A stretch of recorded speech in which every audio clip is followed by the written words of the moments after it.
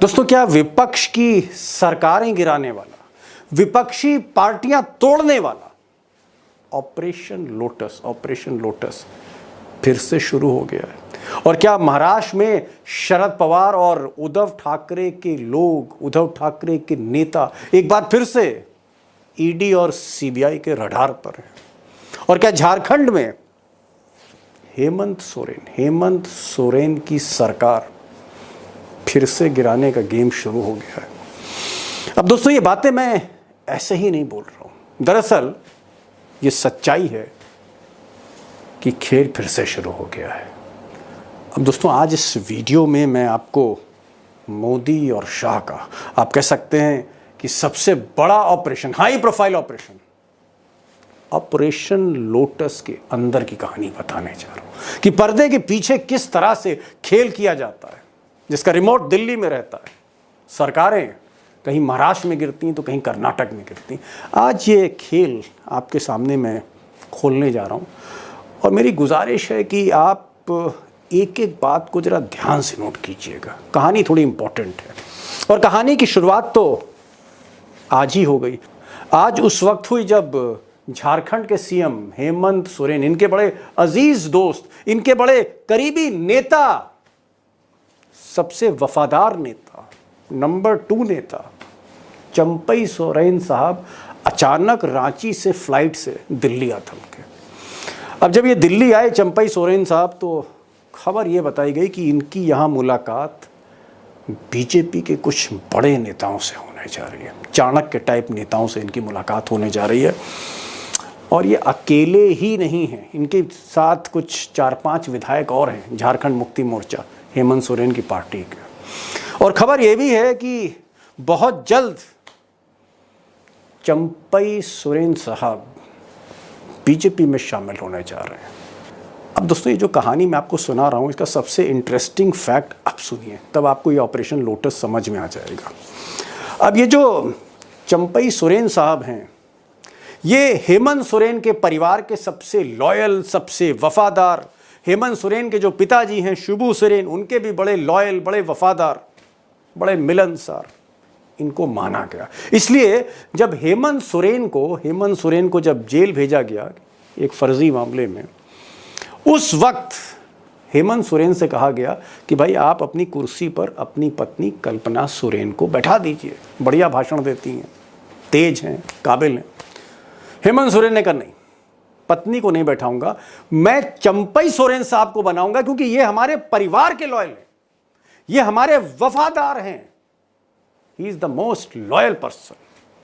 और साहब चंपई सोरेन को मुख्यमंत्री बना दिया गया। और जैसे ही चंपई सोरेन मुख्यमंत्री बने, नंबर 2 बने झारखंड मुक्ति मोर्चा पार्टी में, यानी हेमंत सोरेन के बाद नंबर 2, उसी के बाद से वो चाहे फिर आप कह सकते हैं गृह मंत्री हों, वो चाहे गवर्नर हों झारखंड के, वो चाहे प्रधानमंत्री मोदी हों, जिसको देखे बीजेपी का हर बड़ा नेता चंपई सोरेन के डोरे डालने लग गया। हर आदमी बीजेपी का तारीफ करने लग गया, कसीदे पढ़ने लग गया, चंपई सोरेन का दिल जीतने लग गया। और फिर हुआ क्या, आज हमें पता लगा कि चंपई सोरेन जो नंबर 2 थे, सबसे वफादार थे हेमंत सोरेन के, वो बीजेपी के मेहमान बन गए। हालांकि अभी तक चंपई सोरेन ने अपने कार्ड नहीं खोले, लेकिन ऐसा कहा जा रहा है कि चंपई सोरेन अब बीजेपी के बिल्कुल करीब हो चुके, ऐसे ही करीब हुए जैसे एकनाथ शिंदे हो गए। अब दोस्तों, ऑपरेशन लोटस में मैंने चंपई सोरेन का जिक्र किया, तो फिर मैंने, आप कहेंगे, एकनाथ शिंदे का भी जिक्र कर दिया। एकनाथ शिंदे का जिक्र इसलिए किया क्योंकि एकनाथ शिंदे भी कभी चंपई सोरेन टाइप थे। ये भी, जी हाँ, एकनाथ शिंदे भी उद्धव ठाकरे के सबसे खास थे, सबसे वफादार। ठाकरे साहब हर जगह कहते थे द मोस्ट लॉयल मैन, सारी जिम्मेदारियां शिंदे साहब को दी जा रही थी, द मोस्ट लॉयल, वफादार। और जब नंबर 2 हो गए एकनाथ शिंदे, उसी वक्त बीजेपी के बड़े बड़े नेताओं ने, अगेन अमित शाह, मोदी जी, महाराष्ट्र के गवर्नर और महाराष्ट्र के तमाम बड़े नेता देवेंद्र फडणवीस जैसे, सब के सब डोरे डालने लगे एकनाथ शिंदे को। और एक दिन या एक रात अचानक एक बस भर के विधायकों की शिवसेना के, एकनाथ शिंदे ने पार्टी तोड़ दी और वो सूरत होते हुए गुवाहाटी आ पहुंचे। एकनाथ शिंदे बीजेपी के हो गए नंबर 2, यानी जो नंबर 2 है विपक्ष की पार्टी में, वो कभी ना कभी किसी ना किसी मोड़ पर बीजेपी का हो जाता है। ऑपरेशन लोटस की ये एक सच्चाई है। अब दोस्तों, ऑपरेशन लोटस की मैं धीरे धीरे जैसे परतें खोलता जा रहा हूँ, कहानी भी थोड़ी थोड़ी क्लियर हो रही होगी आपको, लेकिन एक इंटरेस्टिंग फैक्ट मैं आपको और बता रहा हूँ। जैसे महाराष्ट्र में ये जो शिंदे साहब हैं नंबर 2 थे और नंबर 1 उद्धव ठाकरे के थे। जब उद्धव ठाकरे की पार्टी को तोड़ा गया तो शिंदे साहब का दिल जीता गया। और आज जब हेमंत सोरेन नंबर 1 हैं, मुख्यमंत्री हैं झारखंड के, विपक्ष के, इंडिया अलायंस के हैं, इनके नंबर 2 को तोड़ा जा रहा है। जी हाँ, जब हेमंत सोरेन के नंबर 2 को तोड़ा गया और जब उद्धव ठाकरे के नंबर 2 को तोड़ा गया, तो एक आदमी बड़ा कॉमन था और वो आदमी जो साहब थे वो ये साहब थे, हेमंता बिस्व शर्मा। लोग कहते हैं कि साहब अगर अमित शाह चाणक्य हैं तो ये बीजेपी की आज की तारीख में मिनी चाणक्य हैं। यानी जिस तरह से ठाकरे से एकनाथ शिंदे को जब तोड़ा गया तो सारे इंतजाम गुवाहाटी में हेमंत बिस्व शर्मा ने किए थे। जी हाँ, एक 5 स्टार होटल में बाकायदा एकनाथ शिंदे और उनके बागी विधायकों को रुकाया गया। और आप कह सकते हैं कि रिमोट भले ही मोदी जी के हाथ में हो या अमित शाह के हाथ में हो, ग्राउंड पे इम्प्लीमेंट हेमंत बिस्व शर्मा कर रहे थे। यानी मेहमान एकनाथ शिंदे थे, मेज़बान ये साहब थे। सारा ऑपरेशन इन्हीं का था और वाकई सरकार गिराई। 10 में 10 नंबर इनको मिलते हैं। कॉमन पॉइंट क्या है, इनका जिक्र मैंने क्यों किया? क्योंकि यही हेमंत बिस्व शर्मा, इनको अब झारखंड भेजा गया है और हेमंत बिस्व शर्मा बीजेपी के झारखंड में सहप्रभारी हैं। आप कह सकते हैं कि सारी जिम्मेदारी झारखंड में अमित शाह ने इनको दे रखी है, हेमंत बिस्व शर्मा को। मुझे लगता है कि अब पिक्चर और भी ज़्यादा क्लियर हो गई होगी। तो दोस्तों, ऑपरेशन लोटस का जो मूल मंत्र है, मुझे लगता है वो आप धीरे धीरे समझ में आ रहा होगा। और मूल मंत्र यही है कि अगर कोई सरकार गिरानी है तो मुख्यमंत्री का जो नंबर 2 है उसे तोड़ लो। जैसे उद्धव ठाकरे जब चीफ मिनिस्टर थे तो एकनाथ शिंदे नंबर 2 थे, उनको तोड़ लिया गया। जिस तरह से दिल्ली में मुख्यमंत्री अरविंद केजरीवाल थे तो उनके नंबर 2 मनीष सिसोदिया को घेर लिया। हालांकि मनीष सिसोदिया अमित शाह के झांसे में कभी आए नहीं, वो लॉयल थे केजरीवाल के और अभी भी लॉयल हैं। तो मनीष सिसोदिया को घेरा गया, उनको रडार पे लाया गया सीबीआई के, उनकी गिरफ्तारी हुई, उनको जेल भेजा गया, 17 महीने तक जेल में रखा। लेकिन मैं ये कहूँगा मनीष सिसोदिया ने कहीं ना कहीं केजरीवाल के नमक की, पार्टी के नमक की कीमत अदा की। आज भी वो केजरीवाल के साथ है। लेकिन झारखंड में आपने ये देखा कि किस तरह से हेमंत सोरेन के सबसे चहेते विधायक, जिनको उन्होंने मुख्यमंत्री की कुर्सी पर बैठाया था, आज वो बीजेपी के चहेते हो गए। यानी कहीं ना कहीं नंबर 2 को तोड़ो और फिर पार्टी तोड़ो, सरकार गिरा दो। और शायद इसीलिए हेमंत सोरेन साहब का जो दिल का दर्द है आज निकला। उन्होंने कहा ये जो गुजरात लॉबी है कहीं ना कहीं विधायक तोड़ती है, परिवार तोड़ती, बहुत कुछ करती गुजरात लॉबी। और जनता से कहा कि बस एक बार आप बटन दबा दीजिए, इस गुजरात लॉबी को वापस गुजरात भेजूंगा। हम तो बोलता है, चुनौती देता है, आज घंटी बजाओ, कल इनका हम सफाया करेंगे। झाड़ू पोछा मार करके इनको गुजरात भेज देना होगा। अब दोस्तों, एक पॉइंट रह गया ऑपरेशन लोटस का। वो पॉइंट ये है कि ऑपरेशन लोटस वहीं शुरू होता है जहां बीजेपी की जमीन कमजोर होती है। वो चाहे कभी कर्नाटक रहा हो या फिर वो महाराष्ट्र रहा हो या दिल्ली में कोशिश हुई हो या राजस्थान जब अशोक गहलोत थे तब कोशिश हुई हो या वो झारखंड में कोशिश हुई हो, ऑपरेशन लोटस वहीं अंजाम देने की उसे कोशिश होती है जहां बीजेपी कमज़ोर ज़मीन पर होती। तो सवाल मेरा आज का ये, द बिग क्वेश्चन ये है कि क्या महाराष्ट्र और झारखंड जहां चुनाव होंगे, कश्मीर और हरियाणा, जम्मू कश्मीर और हरियाणा के बाद चुनाव होंगे वहां दिवाली के बाद, क्या महाराष्ट्र और झारखंड जहां चुनाव होने हैं दिवाली के बाद, वहां बीजेपी के हाथ से गेम निकल रहा है? मोदी जी के हाथ से गेम निकल रहा है। क्या बीजेपी हरियाणा की तरह महाराष्ट्र और झारखंड में भी मैदान धीरे धीरे खोती चली जा रही है, हार के करीब है, और उसी फ्रस्ट्रेशन में, उसी की भरपाई में ऑपरेशन लोटस शुरू हुआ है? ये बड़ा क्वेश्चन है, और इसलिए मैं आज दो खास मेहमान लेके आया हूँ। आज आनंद कुमार होंगे, झारखंड को समझते हैं और झारखंड की धरती से ही वो हमारे साथ आज कनेक्ट हुए हैं। और मैं एक चीज़ आनंद जी के बारे में कहना चाहूँगा कि झारखंड में बहुत कम ऐसे पत्रकार हैं जो खुलकर कैमरे पर सच बोलते हैं। Anand Kumar is one of them. उनको सुनिएगा, ज़रूर सुनिएगा, पिक्चर क्लियर होगी ऑपरेशन लोटस की भी। और हमारे साथ वरिष्ठ पत्रकार उमाकांत लखेड़ा भी होंगे, उनकी भी सिनॉप्सिस को समझना ज़रूरी है पूरी पिक्चर जानने के लिए। मैं समय नहीं लूँगा, चलता हूँ सीधे आनंद कुमार जी के पास और उमाकांत लखेड़ा साहब के पास। जो मेरा सवाल है कि दिवाली से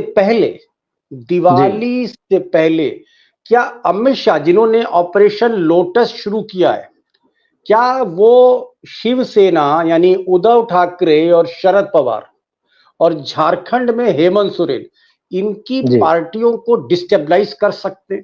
क्या आज की तारीख में अमित शाह उस स्थिति में है कि वो तोड़फोड़ कर ले जाएंगे? देखिए उनकी कोशिश है, ये लास्ट डिच एफर्ट जिसको बोलते हैं, कि इसके अलावा कोई ऑप्शन है नहीं।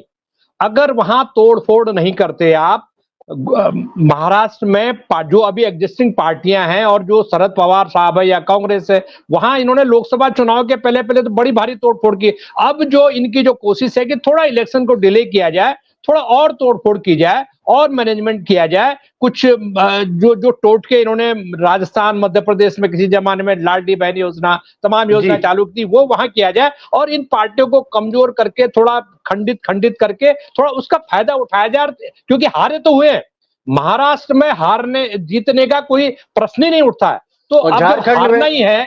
झारखंड में भी आज की तारीख में मैसिव, जो मेरी रिपोर्ट है कि बहुत ज्यादा समर्थन है ट्राइबल्स का, 90% ट्राइबल जो है पूरा मैसिव सपोर्ट शिबू सोरेन के साथ है। और इनकी चिंता ये है कि शिबू सोरेन को कमजोर कैसे किया जाए, हेमंत सोरेन को और कमजोर कैसे किया जाए, उसका एक ही फंडा है कि उनकी पार्टी तोड़ दो। मैं आनंद जी के पास आऊंगा, लेकिन एक छोटा सा सवाल यहां पूछ रहा हूं, क्या ये एक संयोग है या ये प्रयोग है कि महाराष्ट्र में जब सरकार टूटी थी, महाराष्ट्र में जब शिवसेना को अमित शाह साहब ने तोड़ दिया था, तो हेमंत बिस्व शर्मा जो असम के मुख्यमंत्री हैं बीजेपी के, हेमंत बिस्व शर्मा उस ऑपरेशन को संभाल रहे थे। एकनाथ शिंदे अपने बागी विधायकों की फौज लेके गुवाहाटी में रुके थे और असम के मुख्यमंत्री को हमने बाकायदा देखा कैमरे पर कि वो मिल रहे हैं, सारे इंतजाम कर रहे हैं। वही हेमंत बिस्व शर्मा जो हैं, अब वो झारखंड में कदम रख चुके, सह प्रभारी हैं। तो ये क्या हेमंत बिस्व शर्मा को वहां भेजना, झारखंड भेजना, जिन्होंने महाराष्ट्र में एक सफल प्रयोग किया, ये क्या संयोग है या प्रयोग है या एक सोची समझी नीति के तहत उनको वहां भेजा गया है? सोची समझी नीति भी है, संयोग भी है, प्रयोग भी है, सारे काम हो रहे हैं, कोई ऑप्शन नहीं है। मैं आपको बता रहा हूं कि चूंकि झारखंड में फ्लाइट पकड़ो, 1.5 घंटे में आप गुवाहाटी चले जाओ और फिर वहां से आ जाओ, तो वहां एक रीजनल जिसको कहते हैं कंट्रोल रूम, तो एक कंट्रोल रूम नॉर्थ ईस्ट का है, वहां से आप कंट्रोल करो। तो झारखंड जो है, मैं उसी तरह का एक प्रोजेक्ट है जिसको ऑपरेशन लोटस कहेंगे। उस लोटस के तहत ये है कि भाई चुनाव सर पर है, ये जाते जाते कुछ मिल जाए, भागते चोर की लंगोटी, कुछ आपका हाथ लग जाए और उसमें आप हेमंत बिस्व शर्मा की सेवाएं लें, जो इन चीजों में बड़ी महारत उनको हासिल है। आप कह रहे हैं कि साहब भागते चोर की लंगोटी मिल जाए, जाते जाते कुछ तो मिल जाए, 4-5 विधायकों से इस्तीफा ही करा दें। और इसीलिए नाइट वॉचमैन की तरह अमित शाह के सबसे खास सिपहसालार हेमंत बिस्व शर्मा वो झारखंड में कदम रख चुके हैं। अब झारखंड में कदम रखने के बाद झारखंड की धरती कितनी हिली है, जरा मैं आनंद जी से मुखातिब होना चाह रहा हूँ। आनंद जी, क्या वाकई हेमंत बिस्व शर्मा और जो अमित शाह की टीम वहां सक्रिय हो गई है और ईडी के और सीबीआई के डायरेक्टर की तो नजर हो गई आपके स्टेट में, क्या आपको लगता है जिस तरह से चंपाई सोरेन को तोड़ा गया, तोड़ के मिलाया जा रहा है, हालांकि अभी ऑफिशियली नहीं वो बीजेपी में शामिल हुए, क्या आपको लगता है कि अमित शाह एक बार फिर से कामयाब हो जाएंगे हेमंत सोरेन की सरकार को डिस्टेबलाइज करने में, उसको बिखेरने में? क्या आपको ऐसा लगता है? देखिए, मैं आपको थोड़ा इससे पीछे ले चलता हूँ। 2019 के दिसंबर में जब हेमंत सोरेन की सरकार बनी थी, उसके 2-3 महीने बाद से बीजेपी लगातार इस कोशिश में है कि हेमंत सोरेन की सरकार को किसी न किसी तरह से डिस्टेबलाइज किया जाए, गिरा दिया जाए, क्योंकि कांग्रेस के जो आपने जिक्र किया कि कुछ दिन पहले विधायकों को तोड़ने की कोशिश हुई थी, उसके पहले भी एक कोशिश हुई थी। महाराष्ट्र बीजेपी के जो अभी अध्यक्ष हैं बावनकुले साहब, उनका नाम आया था। उनके कुछ लोग आके रांची में ठहरे थे और उस समय 4-5 कांग्रेस के विधायकों के नाम आए थे, जिनके बारे में कहा गया था कि इन्होंने बाकायदा पेमेंट ले लिया है और किसी भी समय ये सरकार गिरा देंगे। ये आपको याद होगा, जी 2019-20 जी की बात है। तो वो प्रयोग सफल नहीं हुआ, उसको समय रहते हेमंत सोरेन ने मैनेज कर लिया। उसके बाद भी बड़ी सारी कोशिशें हुई और जो स्थिति अभी झारखंड की है, इन्होंने लोकसभा में शिबू सोरेन की बड़ी बहू को शामिल करा लिया, मधु कोड़ा की पत्नी को इन्होंने शामिल करा लिया और इसके बावजूद भाजपा में, और उसके बाद भाजपा जो झारखंड में ट्राइबल के लिए 5 रिजर्व सीटें हैं लोकसभा की, वो 5 सीटों हार गई।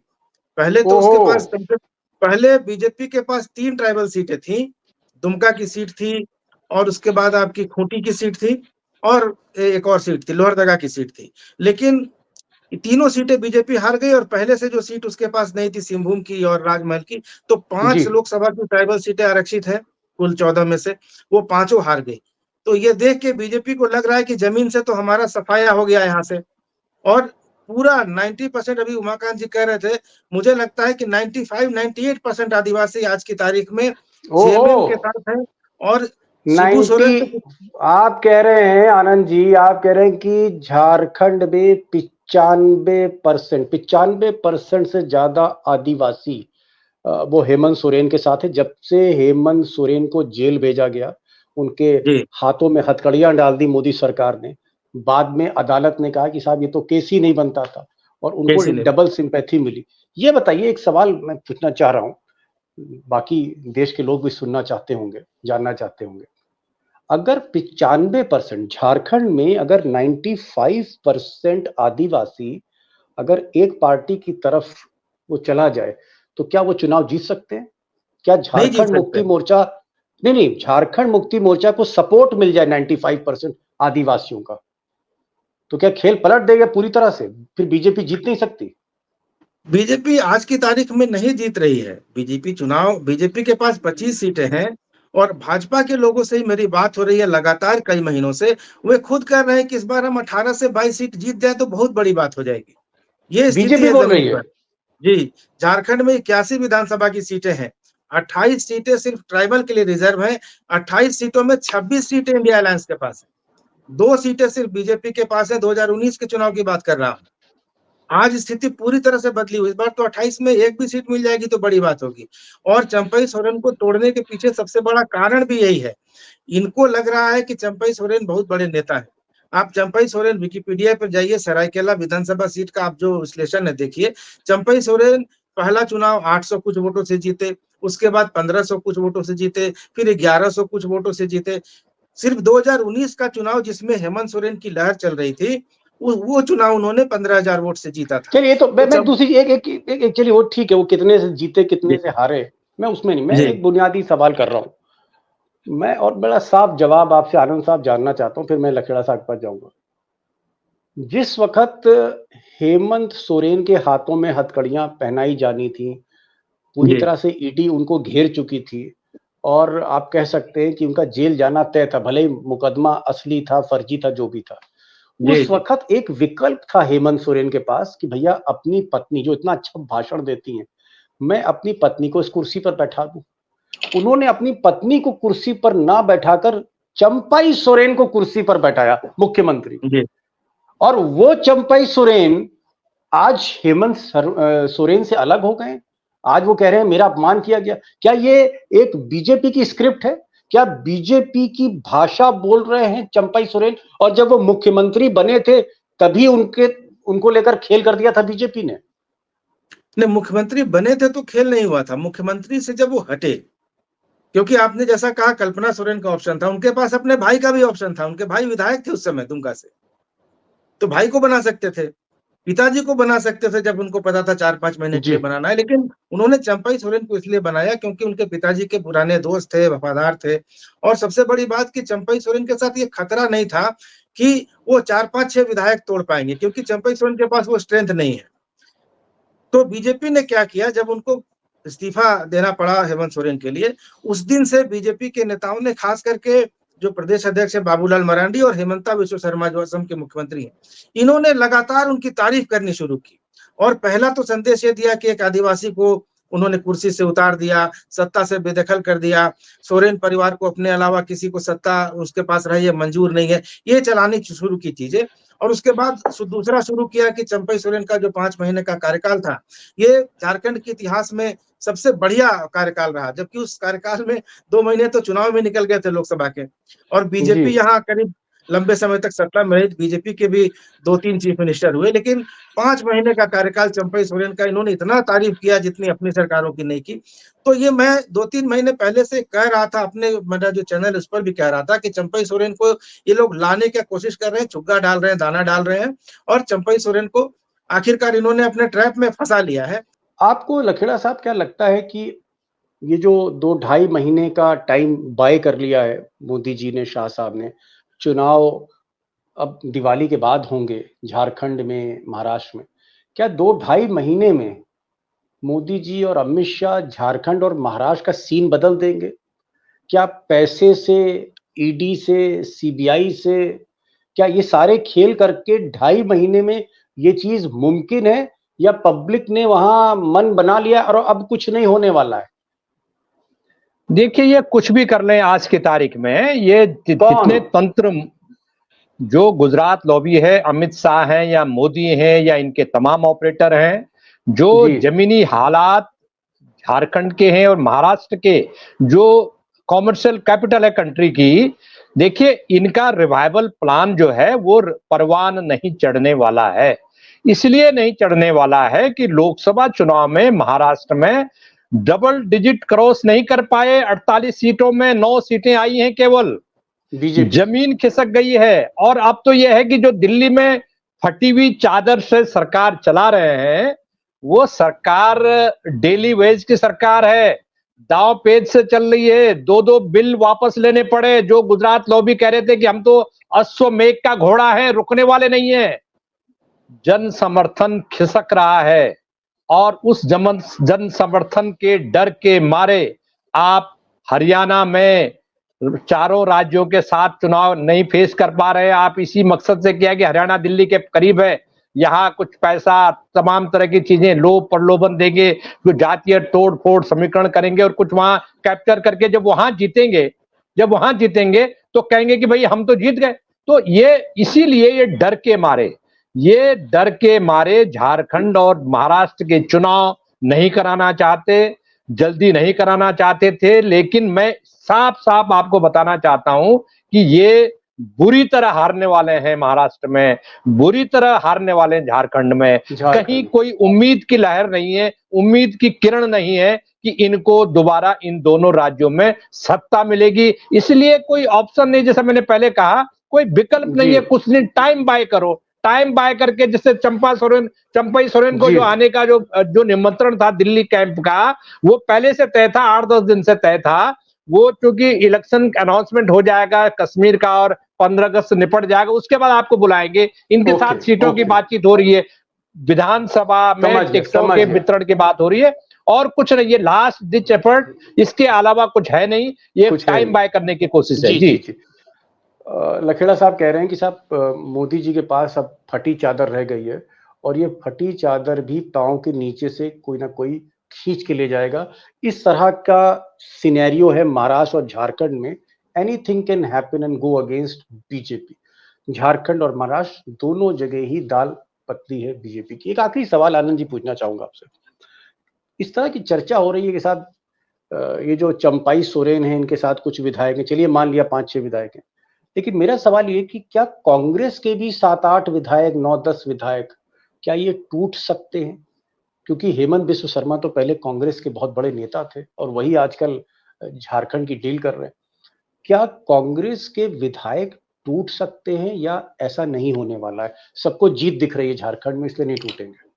देखिए, आप दूसरी बात जो आपने कही कि सबको जीत दिख रही है, जैसा अभी अखिला सर ने कहा, यहाँ जमीन पर आप आएंगे, आपको कहीं भाजपा दिखाई नहीं दे रही है, कहीं नहीं दिख रही है। और भाजपा का टिकट अब जीत की गारंटी नहीं रहा साहब, जैसा पहले हुआ करता। झारखंड तो भाजपा का गढ़ रहा है, आप कह रहे हैं भाजपा नहीं दिख रही वहां पर? वही मैं कह रहा हूँ कि भाजपा का टिकट जो एक समय जीत की गारंटी हुआ करता था, भाजपा का टिकट अब जीत की गारंटी नहीं रहा। अगर गारंटी होता तो सीता सोरेन जीत गई होती। गीता कोड़ा अगर इंडिपेंडेंट लड़ी होती, मैं दावा करता हूं कि गीता कोड़ा अगर इंडिपेंडेंट भी लड़ती तो चुनाव जीत जाती, लेकिन भाजपा में आई, हार गई। विधानसभा का मुंडा जीत गए होते। जी, मैं तो कह रहा हूँ गीता कोड़ा विधानसभा का चुनाव हारेंगी। अर्जुन मुंडा के साथ स्थिति यह है कि विधानसभा चुनाव लड़ने को तैयार नहीं है, हार के डर से। ओहो, ये स्थिति है। बाबूलाल मरांडी प्रदेश अध्यक्ष है, वो आदिवासी सुरक्षित सीट से लड़ना नहीं चाहते, जनरल सीट खोज रहे हैं कि कहां से लड़ेंगे जाकर सुरक्षित। ये वहां के बीजेपी के ट्राइबल नेताओं की हालत है, और इसलिए इनको चंपई सोरेन में कुछ भविष्य दिख रहा है। लेकिन मैं आज भी कहता हूं कि चंपई सोरेन बीजेपी में आ जाए और अपनी सीट अगर जीत के दिखा दे तो मैं, आप जो बोलिए फिर मैं करता हूं। ये स्थिति बीजेपी की है। चलिए साहब, मैं तो यही कहूंगा कि अमित शाह और मोदी भले ही ऑपरेशन लोटस शुरू कर रहे हो या शुरू कर दिया हो महाराष्ट्र और झारखंड में, लेकिन हमारे दोनों पैनलिस्ट इस बात पर अड़े हुए हैं कि अब कुछ होने वाला नहीं। अब भैंस पानी में जा चुकी है। अब अगर आप सोचे कि हम पार्टी तोड़कर या हेमंत सोरेन को कुर्सी से उतारकर या स्पीकर को जो है हटाकर या कुछ पैसे देकर या कैश देकर अगर हम सरकार को डिस्टेबलाइज करते, ऐसा होने वाला नहीं है, क्योंकि जनता ने मन बना लिया। और जो स्थिति महाराष्ट्र में है वही स्थिति झारखंड में, और कमोबेश वही स्थिति हरियाणा में भी है। तो आप जान सकते हैं दोस्तों कि हालत इस वक्त कितनी खराब है, कितने कमजोर विकेट पर जो है वो अमित शाह और मोदी खड़े। मैं शुक्रिया अदा करूंगा आनंद जी, आप जुड़े, बहुत कम समय पर मैंने आपको नोटिस दिया लेकिन फिर भी आप आए, खुलकर बात करी। कम से कम झारखंड की धरती से एक बुलंद आवाज आपकी आज सुनाई पड़ रही है। और लखेड़ा साहब, आपका तो भाई साहब कहना ही क्या, खुलकर चीजों को सामने रखते हैं, दूध का दूध पानी का पानी रोज 15 मिनट के अंदर आप कर देते हैं। Thank you so much both of you for joining this program. Thank you so much on behalf